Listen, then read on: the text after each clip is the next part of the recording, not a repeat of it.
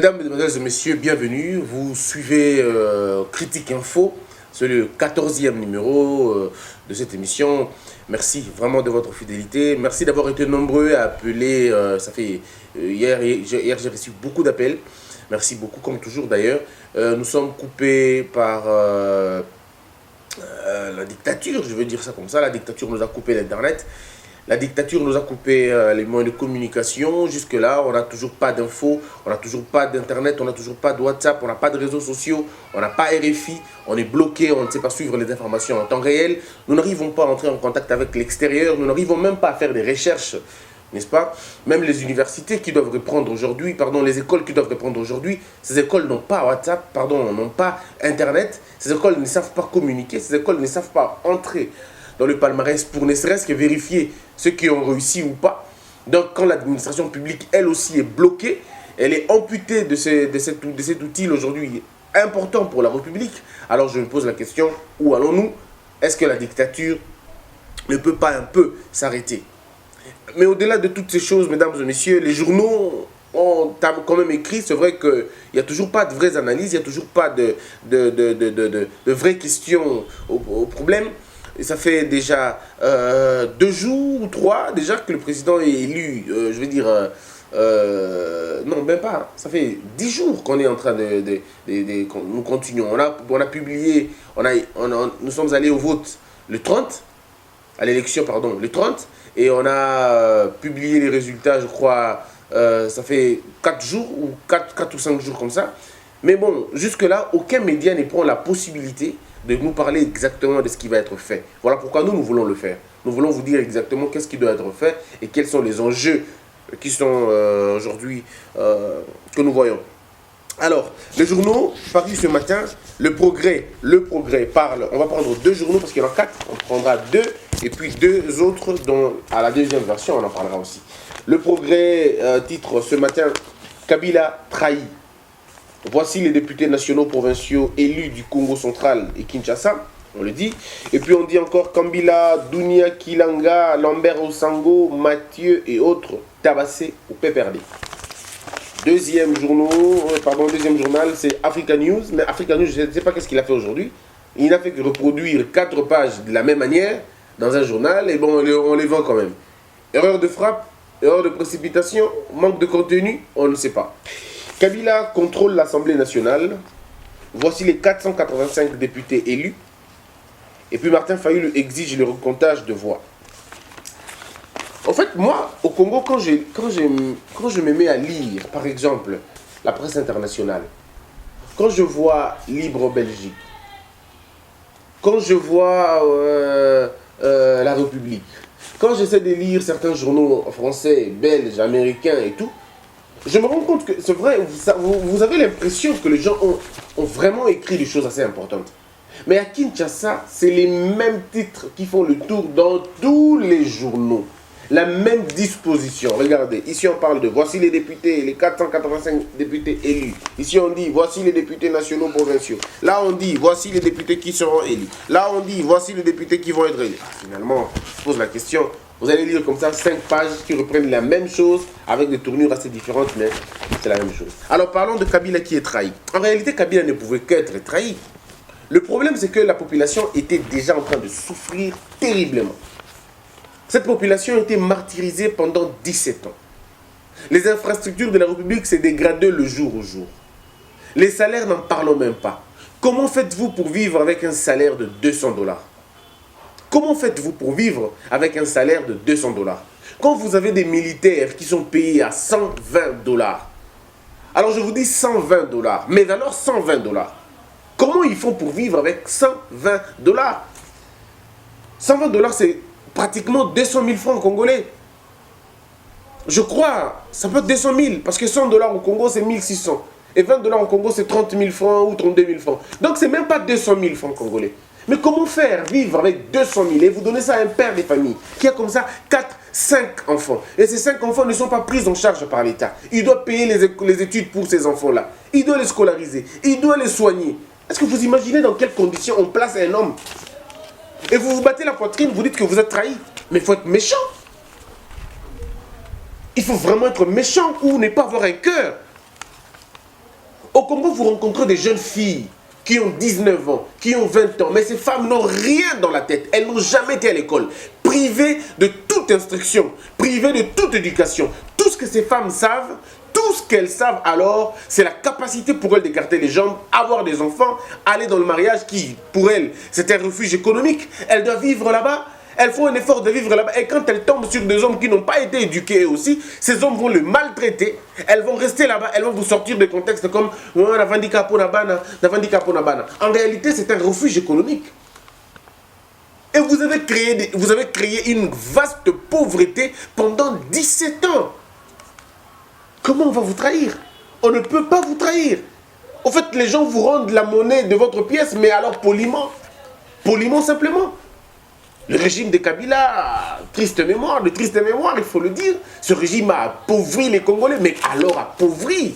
Quand je dis appauvrir, c'est vraiment pas le sens de vous dépouiller. Non, c'est de vous détruire dans votre cellule. Jusqu'aujourd'hui, je ne sais pas pour quel service ce régime a travaillé.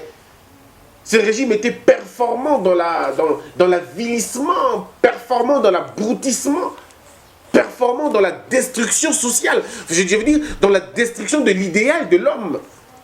Et vous ne pouvez pas dire que vous avez été trahi. Pas du tout. Au contraire, c'est vous qui avez trahi le peuple. Vous avez refusé à ce peuple de réfléchir. Vous avez conditionné tout un peuple à la foi. Les gens ont la foi, les gens ne raisonnent plus. Vous avez semé la pauvreté, la disette, la misère. Une misère, je veux dire, indescriptible. Les gens ne peuvent plus réfléchir. Les gens sont en train de chercher le ventre. On va faire comment pour vivre? On va faire comment pour vivre? Au Congo, vous trouvez des jeunes garçons qui ont 25 ans, 28 ans, qui n'ont jamais été à l'école, qui ne savent même pas c'est quoi l'école. Et ce sont ces gens-là qui vont aller voter. Mais ils vont voter qui? Ils voteront des idiots. C'est tout à fait normal. Ils voteront pour des idiots et on aura ce qu'on appelle l'idiocratie. Ça veut dire un gouvernement d'idiots. Et je ne suis pas très convaincu que nous sommes loin de l'affaire. On est là.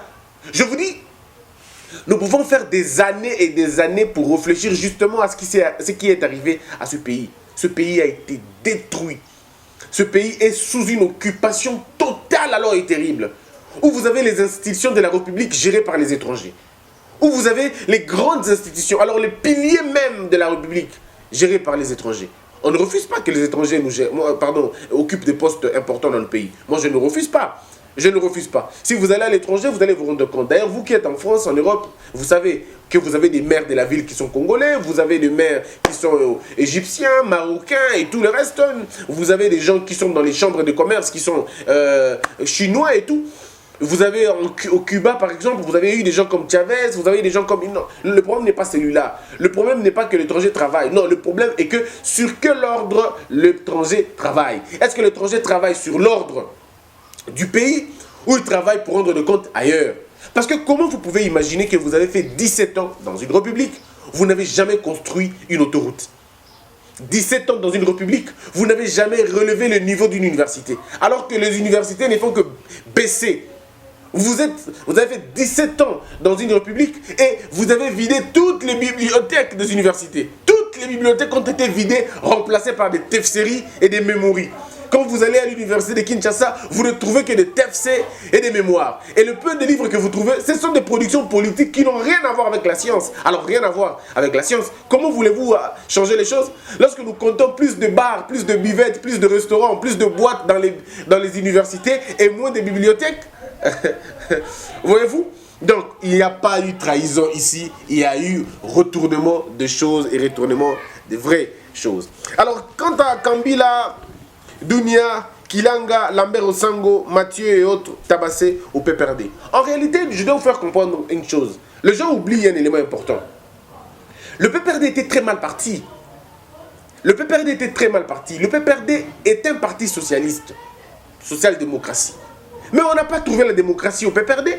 On n'a pas non plus trouvé le social au PPRD. Alors, si les deux concepts qui caractérisent votre parti politique, ces concepts-là ne sont pas vécus au quotidien, ça sert à quoi? Nous avons eu l'économie la plus extravertie que possible. Nous avons eu l'économie la plus... la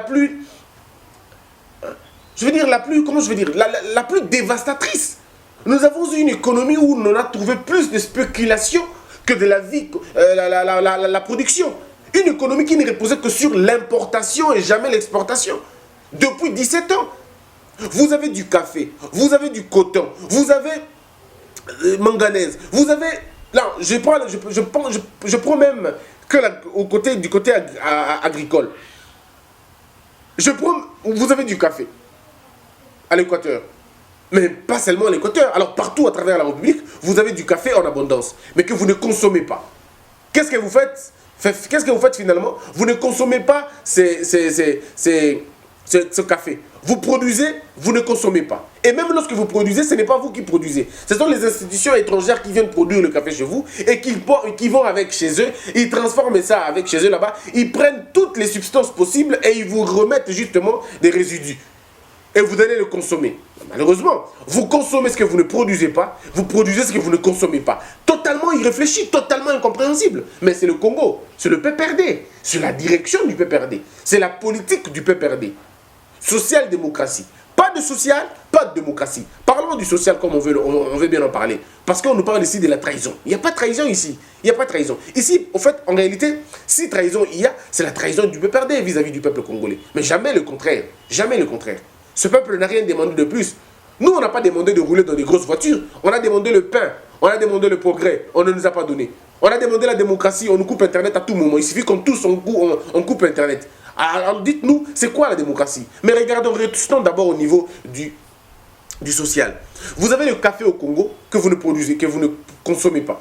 Vous avez le poisson qui périsse de vieillesse que vous ne consommez pas. Aucun bateau de pêche, aucun chalutier pendant 17 ans. Les chalutiers, ça coûte il y en a de 700 000 à 700 000 jusqu'à monter là-bas. Vous pouvez avoir 2 millions, 3 millions, 4 millions. Mais alors de vrais bateaux de pêche, de vrais chalutiers qu'on n'a pas. Essayons d'imaginer 2 chalutiers à l'Équateur, 4 chalutiers pour tout le Kivu, 2 chalutiers pour le lac Mukamba. Est-ce que vous imaginez ce qu'on aura comme poisson? Est-ce que vous imaginez ce qu'on aura comme production en termes de poissons? Ça sera fini, les chercheurs, on ne l'aura pas. Mais quand vous avez un gouvernement qui travaille pour le compte de multinationales, en réalité, même pas des multinationales, des petits bailleurs de fonds, qui vous font entrer les chercheurs, qui vous tuent d'ailleurs. Des chercheurs dont on ne connaît même pas. Les chercheurs qui viennent de Dar es Salaam, qui viennent des États-Unis, qui viennent de je ne sais pas moi où. Ces chercheurs pourrissent, si vous ne le savez pas. Ça veut dire, hein, ça pourrit dans un endroit. On remet ça dans le congélateur au froid et c'est refroidi, remis sous makasi, on vous amène ça au Congo. Ce qui fait que quand tu achètes les chinchards au Tchéangonasani, le temps que tu ailles faire là, que tu ailles allumer le feu, que tu mettes les choses au feu, que tu viennes le prendre, ça s'est décomposé déjà. Et donc vous mangez ces choses-là comme ça. Parce que vous n'êtes pas en mesure de produire votre propre poisson, de l'amener sur l'assiette des Congolais. Alors que pour amener le poisson au Congo, vous n'avez pas besoin de vous en faire. Au Congo, le monsieur est encore élu député. Il est réélu député depuis 2006. Il a volé 30 millions de dollars au Congo. Alors je vous dis 30 millions. Mais alors 30 millions de dollars. 30 millions de dollars, ça veut dire exactement 15 km d'autoroute. Pardon, 15 km d'autoroute.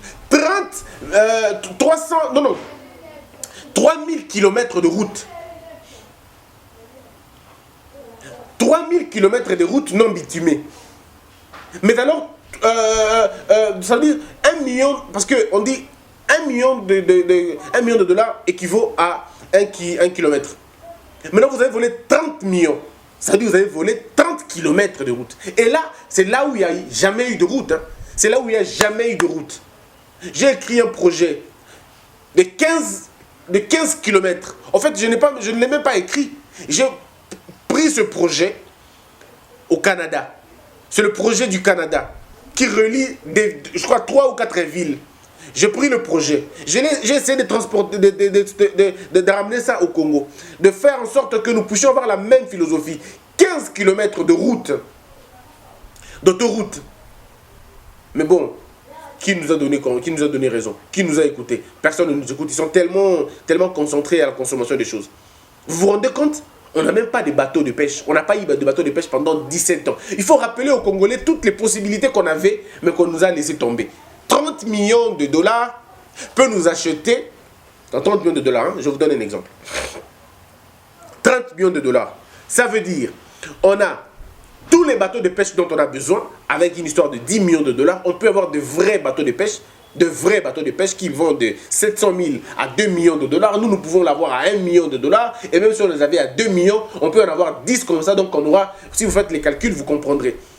Et les 10 millions restants, nous pourrons acheter avec 10 millions de dollars une histoire de 40 ou 30 ambulances. 30 ambulances ou 20 ambulances et fournir au centre à problème, à risque. Mais vous n'avez pas eu ça pendant 17 ans. Il n'y a pas que ça, il n'y a pas que les 30 millions de dollars. Et tous les autres détournements dont on connaît aujourd'hui, on serait très loin. Donc le régime Kabila, le PPRD, n'a pas travaillé pour le compte du Congolais. Ce régime a travaillé pour son propre compte, pour son enrichissement personnel, pour pouvoir avoir des maisons, scolariser leurs enfants, sortir de la pauvreté et créer une richesse insolente. Voilà pourquoi il fallait lutter contre la richesse. Et c'est là le problème aujourd'hui qu'il faudrait dire aux Congolais. Donc, social-démocratie, le social n'était pas au rendez-vous. Le social a été détruit. Regardez les militaires, combien sont-ils payés? Moi, je vous ai toujours fait cette petite anecdote. Faites un tour au camp militaire, dans les camps militaires, pour voir. À l'époque, quand on grandissait, moi, je suis un fils d'un militaire, d'un ancien militaire. Mon père était capitaine. Je le dis dans une ancienne vidéo, ici. En fait, quand les militaires passaient, nous le suivions à l'époque. On suivait les militaires parce qu'ils drainaient l'arme. Ils drainaient. Et ils nous jetaient des chocolats et des bonbons. Ce sont les militaires, des biscuits. Ils nous jetaient des biscuits. On les suivait. Aujourd'hui, c'est le contraire. Ce sont eux qui nous suivent maintenant. Ce sont les militaires qui nous suivent pour que nous puissions leur jeter de l'argent. Est-ce que vous pouvez imaginer? Et pendant 17 ans, ces pauvres messieurs, ces héros vivants ont été vilipendés, ont été détruits, ont été humiliés par ce régime. Ces militaires-là. Humiliés. Quand on a 120 dollars, alors que le militaire, le général, achète pour son fils ou pour sa fille un téléphone à 900 €, alors que le père, un autre monsieur qui est père de famille aussi, mais qui est lieutenant, ou qui est, je ne sais pas moi, qui n'a pas de fonction, ou qui n'a... Non, mais le gars n'a même pas, il n'est même pas en mesure d'acheter, de payer une maison. Voyez-vous? C'est cette disparité, c'est cette injustice installée par ce régime qui nous dit aujourd'hui, qui nous parle de social-démocratie. Et la démocratie, en question, n'en parlons même pas. La démocratie a été plusieurs fois étranglée, plusieurs fois confisquée, plusieurs fois étouffée, plusieurs fois fourré un doigt dans l'œil. Nous avons insulté notre démocratie, nous l'avons, entre guillemets, fragilisée. Donc, ce n'était pas une trahison. M. Kambila, M. Dounia, M. Kilanga, Lambert Osango, Mathieu et autres, ils seraient tabassés au parti. Voilà ce que raconte ce journal que j'estime n'a pas vraiment cherché beaucoup d'éléments. Il dit le président de la République sortant, le Raïs Kabila Kabange, a été trahi par ses pairs et ce n'est pas pour la première fois. Joseph Kabila Kabange s'est investi pour ses collaborateurs, mais malheureusement, ceux-ci l'ont trahi jusqu'à battre campagne, non pas pour le candidat dauphin du FCC, entendant Emmanuel Chadari, mais plutôt pour un autre candidat. Pour un autre candidat, mais il faut voir comment il a écrit pour un autre candidat. Il a vraiment écrit un autre candidat, genre un, et puis notre candidat. Je comprends quand même. Candidat président de la République. Et tous, en sachant que la machine à voter leur appartenait. Beaucoup ont tellement misé sur elle qu'ils ont oublié de battre véritablement campagne. En fait, comment vous allez battre campagne? Tous les députés provinciaux n'ont pas battu campagne pour le compte du FCC. Ici, nous avons vu ce qu'on appelle le leadership local. Ils n'ont pas parlé du FCC, ils ont parlé d'eux-mêmes. Il y en a qui ont soigné des bases. Et le peuple congolais n'avait pas le choix. Le peuple congolais avait des... Il s'est passé des choses bizarres au Congo. Hein. Vous savez, même moi, quand j'entends les gens dire... Non, mais... Je vais réfléchir froidement. J'ai entendu les gens dire... Ndengenini, on peut voter, on peut élire massivement un président de la République et ne pas élire les députés. Ou comment on peut élire massivement les députés provinciaux et ne pas élire le président. Mes frères, que la colère ne vous fasse pas perdre la tête. Que la colère ne vous fasse pas perdre la tête. Descendez un peu sur terre. Ne comparez pas la situation congolaise et la situation française ou allemande ou autrichienne ou australienne. Nous sommes bel et bien au Congo, où les gens ont été privés d'enseignement, où les gens ont été privés d'éducation, où les gens ont été privés d'instruction. Ces hommes et ces femmes qui sont à l'intérieur de la République, et même à Kinshasa, ne votent pas sur base d'une idéologie. Ces gens votent sur base des appartenances tribales, des appartenances ethniques, des appartenances familiales, des appartenances politiques. Ça n'a rien à voir avec une idéologie. Et je peux vous dire la vérité, même les intellectuels congolais n'ont pas voté sur base d'une idéologie. Ces intellectuels, pour la plupart des cas, ont voté sur base de leur acquaintance ou alors sur base de leurs propres calculs politiques. Je vote pour telle personne parce que quand il sera président, j'aurai des entrées. C'est de cette façon-là que les choses se sont passées au Congo. Ne vous trompez pas. Qui ne sait pas que M. Léon Lemba était du FCC? Qui ne le sait pas? Il était du FCC et affiché. En fait, non, on a eu une opposition excessivement fragile. L'opposition n'a pas travaillé pour combattre la majorité. Non, si l'opposition avait travaillé sur la liste électorale, les candidats du FCC, ceux qui bazouent qui yango, bazouent qui va liste on a nyonso, ba comme tout ya FCC, ba tiens sur un bout de papier et ba balancer yango partout, le FCC n'aurait pas eu autant de voix qu'il a aujourd'hui. Les opposants congolais se sont trompés énormément, ils se sont trompés en allant ailleurs, en faisant autre chose. Comme ce sont des opposants qui n'ont jamais eu de bureau d'études, qui sont des opposants des circonstances, qui n'attendent que les circonstances arrivent pour que Baya Koussala Manguna Bango, ils n'étudient pas les choses en avant, ils ne voient pas très loin que leur ventre. Ils sont tombés dans ça. Mais même alors, le peuple congolais lui-même, quelle capacité avait le peuple congolais pour réfléchir sur le devenir du pays? Monsieur Lemba, sur quelle base on l'a voté? Il est du FCC. Si vous avez lu ces pancartes, en fait, tout tournait autour de Kolia. Tout a tourné autour de Kolia. Mais c'est la personne qui a été élue, meilleur élu d'ailleurs, hein? Meilleur élu. Lui, son fils, double brassard, à la fois député national, à la fois député provinciaux. Mais ils ont été élus sur la liste de quoi? Du FCC. Mes frères, comment on peut oublier aussi facilement les choses? AFDC, le parti de Bahati Lukwebo. Mais pourquoi vous ne vous posez pas la question comment lui-même Bahati Lukwebo n'a pas été élu, mais ses hommes ont été élus? Est-ce que vous imaginez un seul instant? En fait, la CENI avait compris, et le régime en place avait compris, que les Congolais ne réfléchissent pas longtemps. Les Congolais sont pris par l'émotion. Les Congolais parce que de toute façon, ils ont suivi la politique de l'opposition.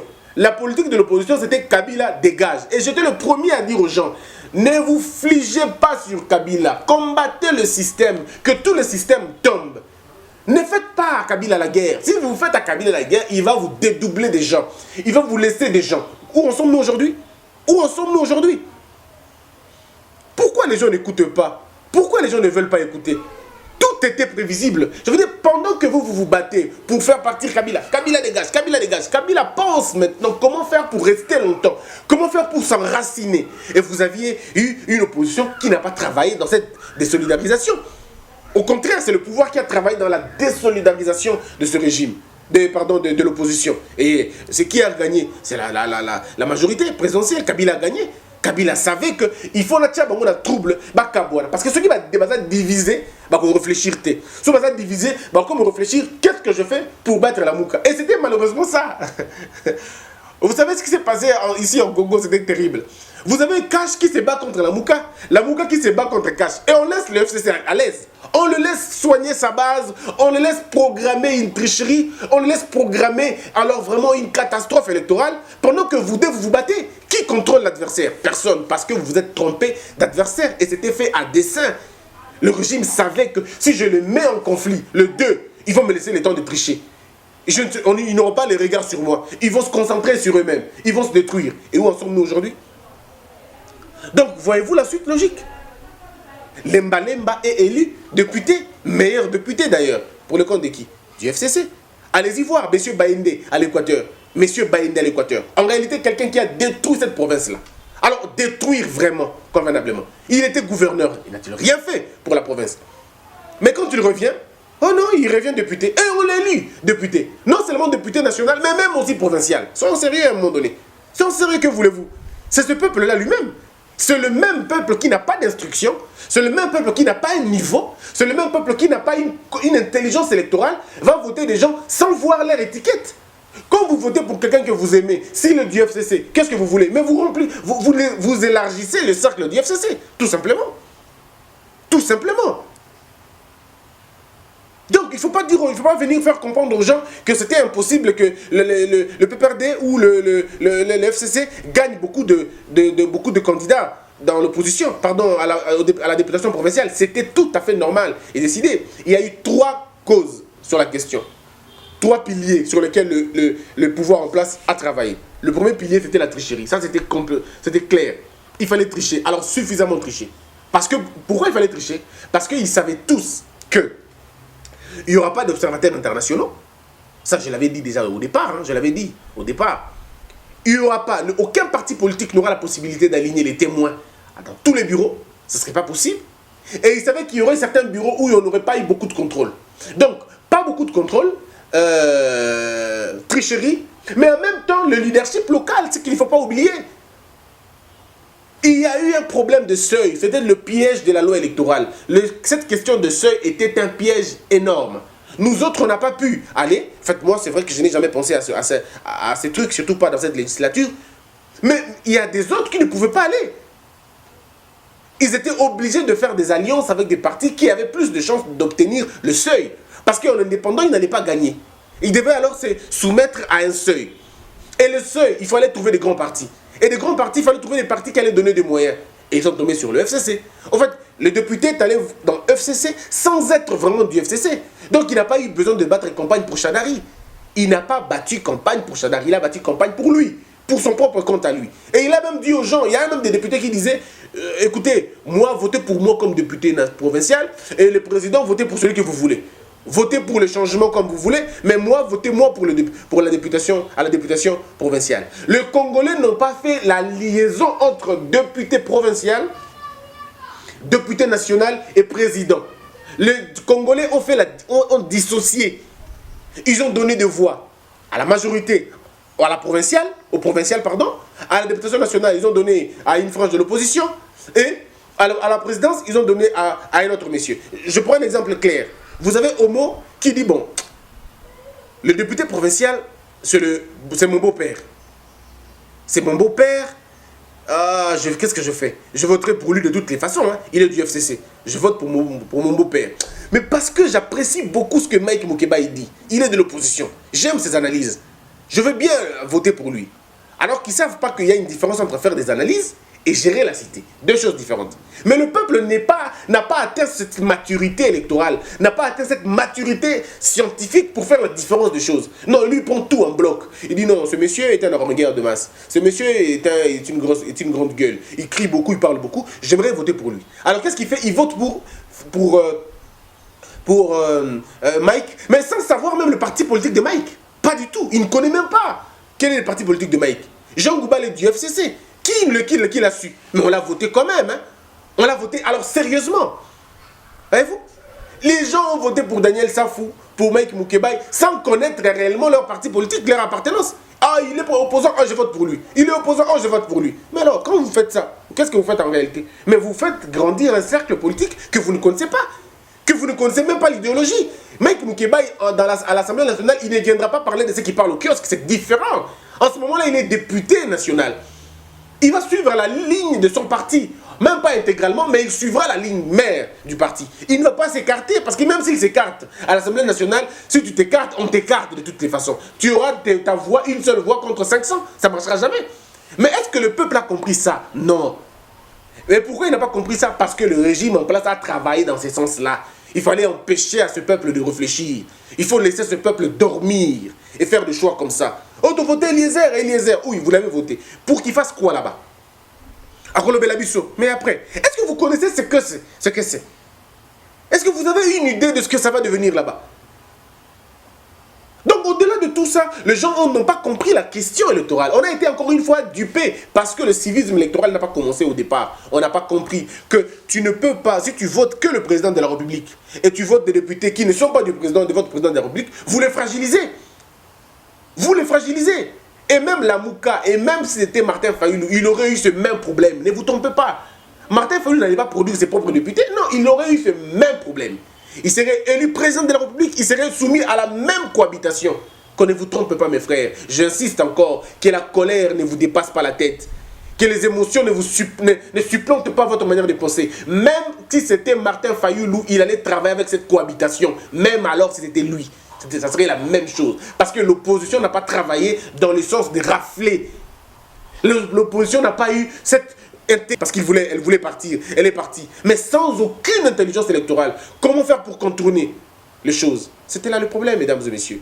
Voilà un peu notre première partie. Ce que le progrès a dit. Donc, si on a frappé Kambila, Dounia, Kilanga, la mère Osango, si on les a frappés, ce n'est peut-être pas parce qu'ils n'ont pas... ce n'est pas parce qu'ils n'ont pas voté ou ils n'ont pas bâti campagne pour quelqu'un. Non, c'est simplement parce que ces gens, ils s'étaient devant des gens abusés, des gens persécutés et qui n'avaient qu'une chose à faire, dégage. Voilà un peu ce qu'on va dire aujourd'hui. Merci beaucoup de nous avoir suivis, mesdames et messieurs. Nous continuons notre émission à la deuxième partie. Suivez-nous. Deuxième partie. Nous continuons avec les autres journaux, c'est-à-dire Africa News. Nous aurons modérateur et puis on aura Forum des As. Si vous aimez cette émission, merci beaucoup à vous. Et nous poursuivons notre émission. Homo Fortus était de l'autre côté. Je vous rappelle que notre site internet, notre talk chaîne s'appelle Elite Télévision. C'est juste placé au-dessus là-bas. Vous allez voir notre site. Entrez, regardez les vidéos, abonnez-vous. Ça nous fera énormément plaisir. Dans peu de temps, on aura ce qu'on appelle les directs. Hein. Dans peu de temps, on aura les directs. Vous allez voir qu'on va faire vraiment des directs. Et nous allons vous offrir une télévision. Alors, une vraie télévision. Et nous continuons à demander aussi encore une fois aux Congolais, vous qui êtes à l'étranger, on attend que que la connexion soit rétablie. On va vous envoyer de la fiche pour le mouvement qu'on a dit aujourd'hui, qu'on a annoncé. C'est un mouvement. J'en parle suffisamment à la deuxième partie pour ne pas perdre beaucoup de temps ici. Je vous invite à la deuxième partie de l'émission. Suivez la deuxième partie. Et là, je parle de la philosophie de ce mouvement. Pourquoi ce mouvement est né, comment ça va se passer et comment vous pouvez adhérer. Mesdames et messieurs, merci beaucoup. Homo Fortus, c'est lui qui était de l'autre côté de la réalisation. L'amour est en Dieu, Dieu est amour. Que la peur quitte nos esprits et que Dieu bénisse la RDC.